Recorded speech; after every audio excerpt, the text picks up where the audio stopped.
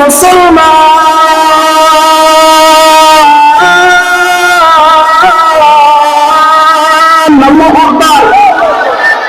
ও চৌধুরী পাড়ার মুসলমান, তাহলে আল্লাহ পাক রব্বুল আলামিন এই কুরআনকে দুনিয়াতে পাঠিয়েছেন।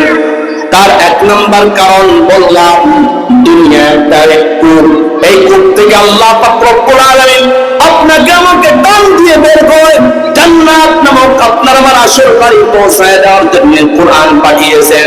দুই নম্বর কারণ হলো আল্লাহ পাক রব্বুল আলামিন দুনিয়া এটা অন্ধকার একটা কূপ, কিন্তু আল্লাহ পাক রব্বুল আলামিন এই দুনিয়া নামক অন্ধকার কূপের মধ্যে গুনাহের অন্ধকার আছে না?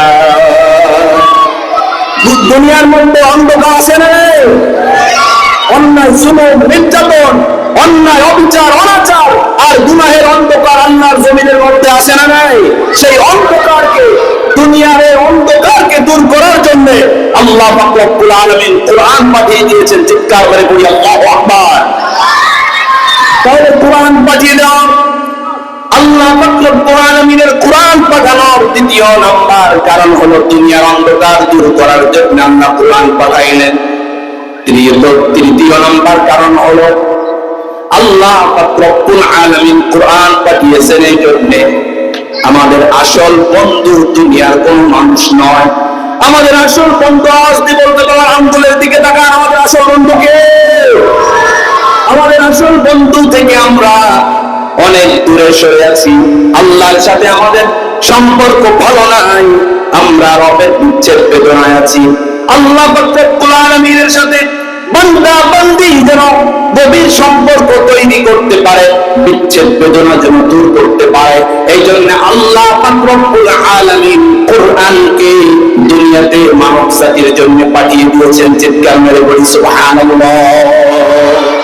তাহলে কুরআন আমাদের মাঝে এসেছে তৃতীয় নম্বর কারণ হলো রবের সাথে সম্পর্ক করার জন্য, আল্লাহর সাথে সম্পর্ক তৈরি করায় দেওয়ার জন্য কুরআনকে আল্লাহ দুনিয়াতে পাঠিয়ে দিয়েছে। এবার আসুন চতুর্থ নম্বর কারণ, আল্লাহ পাক রব্বুল আলামিন দুনিয়াতে কুরআন পাঠিয়ে দিয়েছেন। তার চতুর্থ নম্বর কারণ হলো আল্লাহ সুবহানাহু ওয়া তাআলা কুরআন পাঠিয়েছেন এই জন্য বান্দা বান্দি যেন এই কুরআন তিলাওয়াত করার মাধ্যমে আল্লাহ পাক রব্বুল আলামিনের রিজাউদ্দিয়ার সন্তুষ্টি অর্জন করতে পারে। সুবহানাল্লাহ।